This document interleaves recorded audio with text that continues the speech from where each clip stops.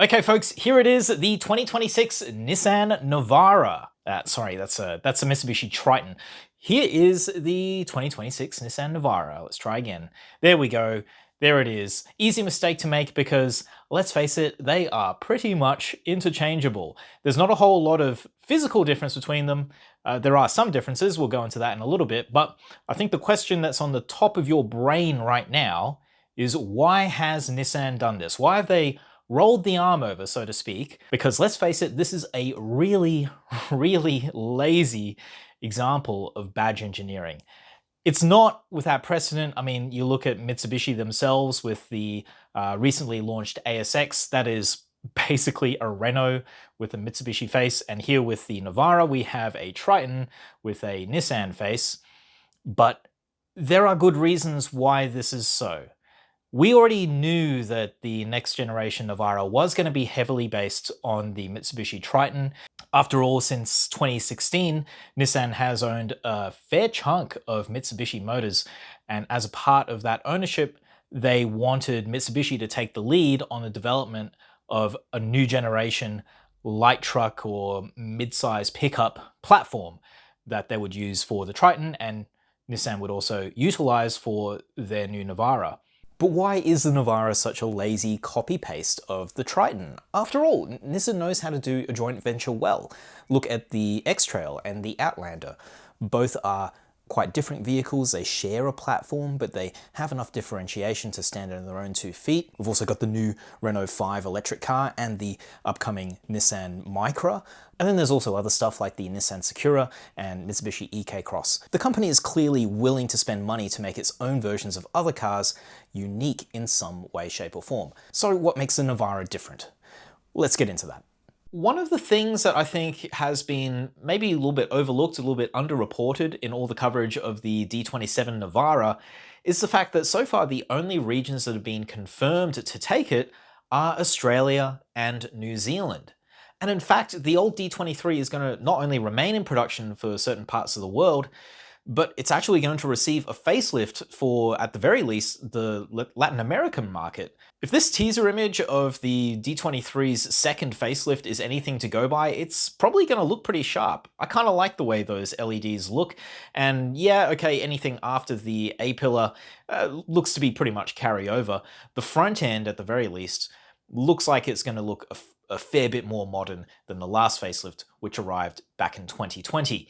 So at the very least, our friends over in LATAM are going to get a much more freshened up version of the D23. So why is Nissan spending money on facelifting that old thing while they're also spending money on rejigging the Triton for just Australia and New Zealand?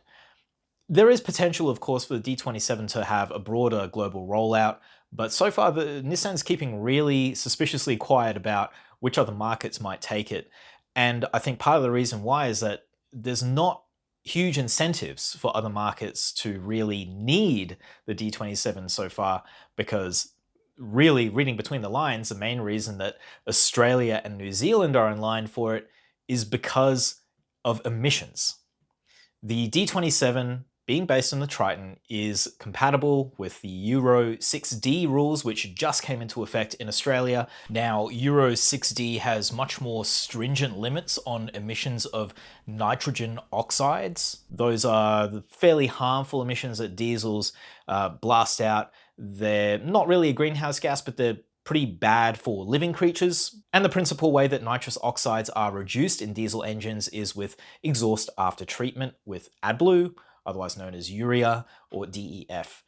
Now, the D23 was actually engineered for exhaust after treatment when it was sold in the European market, but those sales ceased in 2021 when it was withdrawn from production in Spain.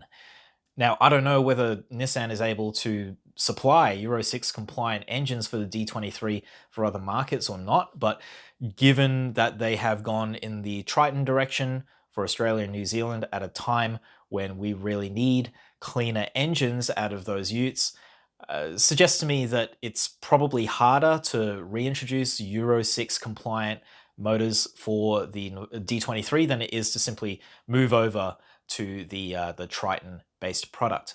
And then there's the other reason, which is this. This is a plug.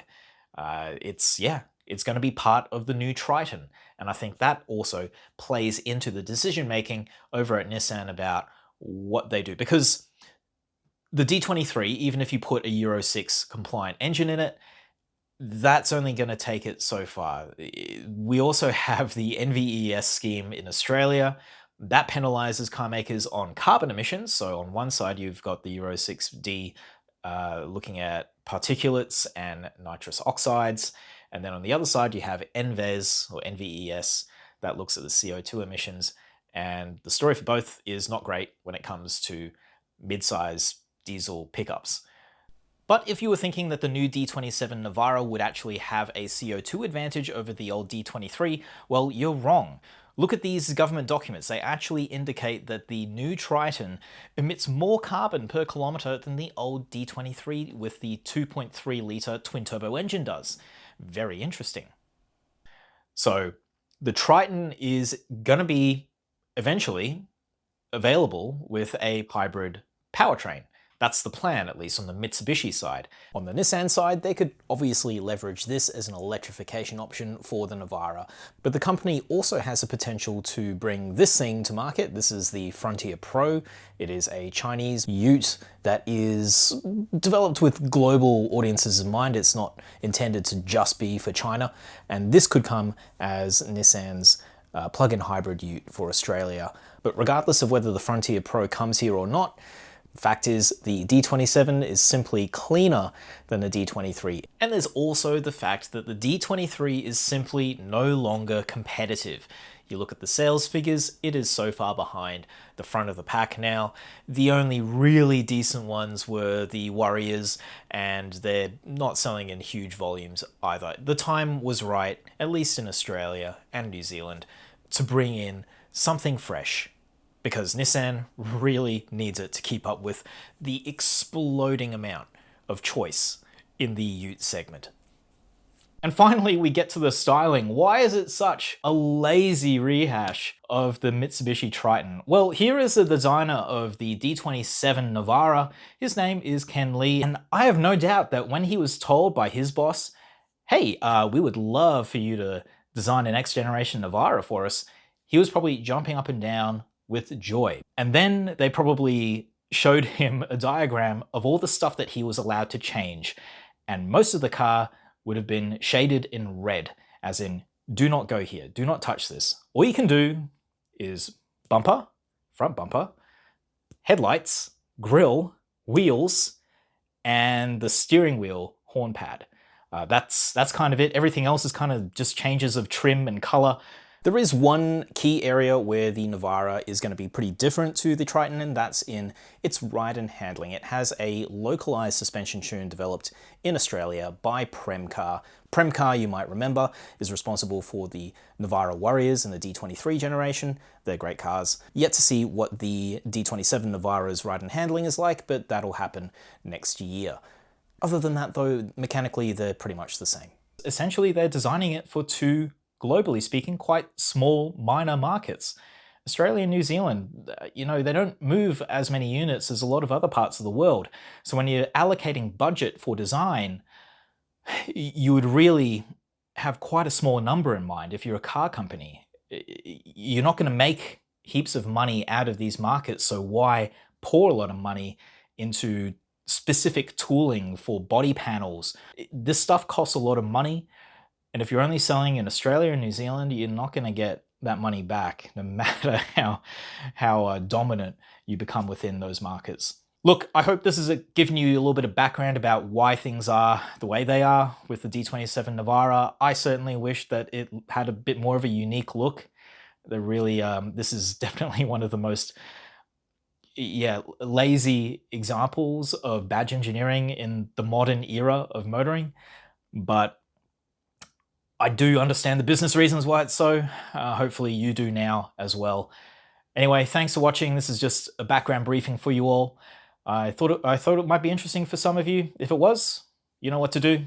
Share it, like it, subscribe to the channel if you want. If you didn't like it, hey, you know, the comment section is there. I don't need to tell you what to do there.